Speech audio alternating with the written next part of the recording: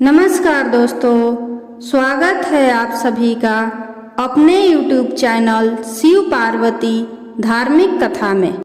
दोस्तों, शास्त्रों में एकादशी का व्रत सभी व्रतों में श्रेष्ठ और उत्तम फल प्रदान करने वाला बताया गया है। एकादशी व्रत का वर्णन महाभारत की कथा में भी मिलता है। भगवान श्री कृष्ण ने स्वयं धर्मराज युधिष्ठिर को एकादशी व्रत के बारे में बताया था। इन्हीं एकादशी व्रतों में से एक निर्जला एकादशी भी है। जैसे कि नाम से ही पता चलता है कि शास्त्रों के अनुसार इस व्रत को बिना पानी पिए रखा जाता है, इसीलिए इसे निर्जला एकादशी कहते हैं। निर्जला एकादशी के दिन बिना जल के व्रत रखने से मनोवांछित फल की प्राप्ति होती है।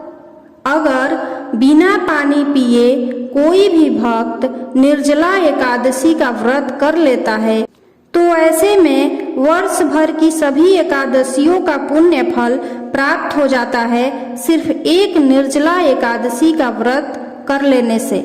लेकिन निर्जला एकादशी का व्रत ज्येष्ठ माह की शुक्ल पक्ष की एकादशी तिथि को पड़ता है और ज्येष्ठ माह की तपती हुई इस गर्मी में निर्जल रहकर इस व्रत के सभी नियमों का पालन करना अत्यंत ही कठिन होता है और किसी कठोर तपस्या के समान ही होता है।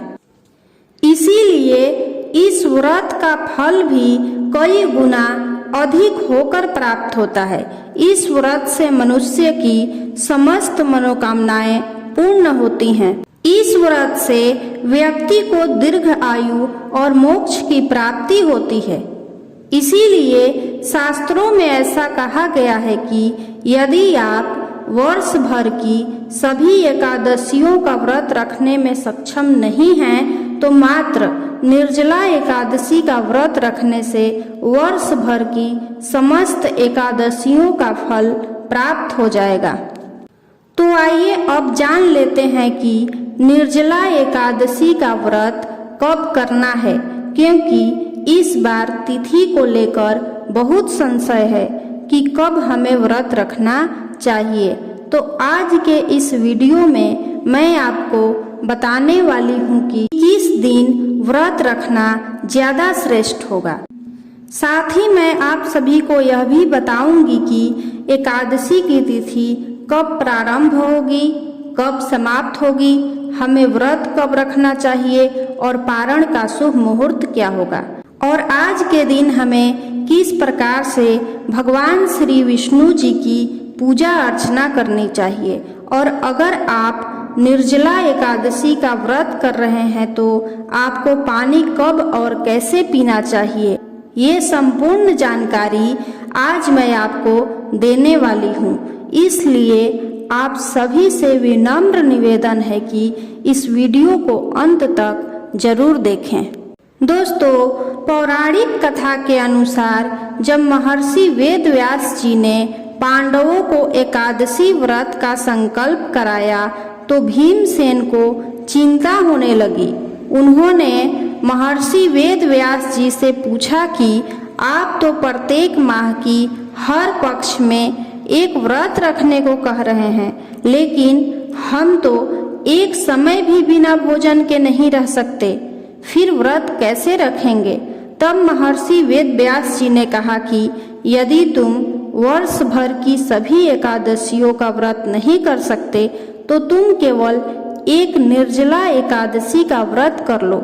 इसी से साल भर की सभी एकादशी व्रत करने के समान फल प्राप्त हो जाएगा। तब भीमसेन ने वैसा ही किया और उन्हें मोक्ष की प्राप्ति हुई। इसलिए निर्जला एकादशी को भीमसेनी एकादशी भी कहा जाता है।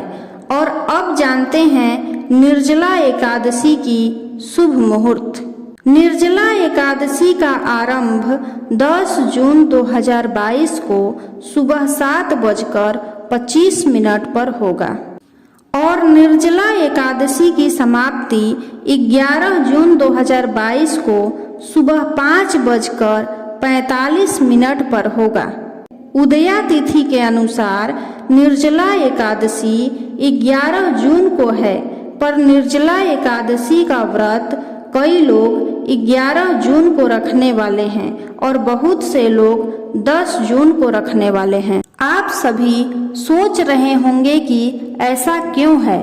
तो ऐसा इसलिए होता है क्योंकि जो लोग साधु संत या जो लोग वैष्णव संप्रदाय के धर्माचार्य से शिक्षा लेकर वैष्णव धर्म का पालन करते हैं और सिर्फ भगवान श्री विष्णु को ही अपना परम आराध्य मानते हैं, वे लोग द्वादशी से मिली हुई एकादशी के दिन एकादशी व्रत रखते हैं। और जो साधारण लोग होते हैं, मतलब जो लोग गृहस्थ होते हैं, गृहस्थ जीवन व्यतीत करते हैं, वे एक दिन पहले एकादशी व्रत रखते हैं। ऐसे में जो गृहस्थ लोग हैं उन्हें निर्जला एकादशी का व्रत 10 जून को ही रखना चाहिए। इसके कई कारण भी हैं। एक कारण है द्वादशी का समय। द्वादशी तिथि 11 जून 2022 को सुबह 5:47 से लेकर 12 जून को सुबह 3:25 तक रहेगा। ऐसे में यदि आप 11 जून को निर्जला एकादशी का व्रत रखते हैं तो पारण द्वादशी समाप्त होने के बाद त्रयोदशी तिथि के दिन करना पड़ेगा, जबकि एकादशी व्रत का पारण द्वादशी तिथि समाप्त होने से पहले और हरिवासर के बाद किया जाता है। इसलिए निर्जला एकादशी व्रत का पारण 11 जून को करना श्रेष्ठ होगा। अब जो लोग 10 जून 2022 को निर्जला एकादशी का व्रत रखेंगे, उनके लिए पारण का शुभ मुहूर्त 11 जून 2022 को दोपहर 1:45 से शाम 4:32 तक रहेगा। इसी समय पर निर्जला एकादशी व्रत का पारण करना श्रेष्ठ रहेगा। एकादशी व्रत पारण का समय सुबह न होकर दोपहर 1:45 के बाद इसलिए है क्योंकि 11 जून को सुबह में हरिवासर का समय रहेगा और हरिवासर में एकादशी व्रत पारण नहीं किया जाता है। दोस्तों, अब निर्जला एकादशी की पूजा विधि और व्रत के नियम को जान लेते हैं। जो लोग निर्जला एकादशी का व्रत करना चाहते हैं, उन्हें 10वीं तिथि के दिन से ही सात्विक भोजन लेना चाहिए। मतलब भोजन में प्याज लहसुन जैसी तामसी पदार्थों का सेवन नहीं करना चाहिए और 10वीं तिथि के दिन शाम के समय में सूर्यास्त होने के बाद आपको अन्न का सेवन नहीं करना है, ऐसा शास्त्रों में कहा गया है। यदि आप रात में कुछ खाना चाहते हैं तो फलाहार कर सकते हैं। मतलब कि आप फल, दूध, जूस इत्यादि ले सकते हैं और 10वीं तिथि की रात में पूर्ण रूप से ब्रह्मचर्य का पालन करना चाहिए। एकादशी के दिन प्रातः काल उठकर स्नान आदि करके भगवान सूर्य देव को जल अर्पित करें। उसके बाद भगवान श्री विष्णु और माता लक्ष्मी की पूजा अर्चना करें।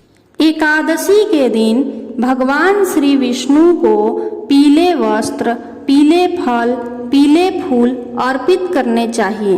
दोस्तों, सबसे महत्वपूर्ण बात, यदि आप निर्जला एकादशी का व्रत बिल्कुल निर्जल रहकर करते हैं तो आपको पानी कब पीना चाहिए। निर्जला एकादशी का व्रत सूर्योदय से लेकर अगले दिन सूर्योदय तक होता है। इसलिए यदि आप निर्जला एकादशी का व्रत बिल्कुल निर्जल रहकर करना चाहते हैं तो जिस दिन आप व्रत कर रहे हैं उस दिन आप सूर्योदय से पहले जल ग्रहण करेंगे और उसके बाद अगले दिन यानी द्वादशी तिथि को पारण के समय ही जल ग्रहण करेंगे। तो इस प्रकार से आपको निर्जला एकादशी का व्रत रखना चाहिए। लेकिन आप व्रत रखने के साथ साथ अपने स्वास्थ्य का भी जरूर ध्यान रखें। अगर आप पूरी तरह से स्वस्थ हैं और निर्जल व्रत रखने में सक्षम हैं, तभी आपको निर्जल रहना चाहिए। और यदि आप स्वस्थ नहीं हैं तो ऐसे में आप फलाहार रहकर व्रत कर सकते हैं। मतलब यदि आप बिना जल ग्रहण किए व्रत रखने में सक्षम नहीं हैं तो आप फल, दूध, जूस इत्यादि लेकर भी इस व्रत को कर सकते हैं। आप चाहें तो सिर्फ जूस का सेवन करके भी इस व्रत को कर सकते हैं। उम्मीद करती हूँ आपको यह जानकारी अच्छी लगी होगी। यदि आपको यह जानकारी पसंद आई हो तो कमेंट बॉक्स में ओम नमो भगवते वासुदेवाय नमः जरूर लिखें।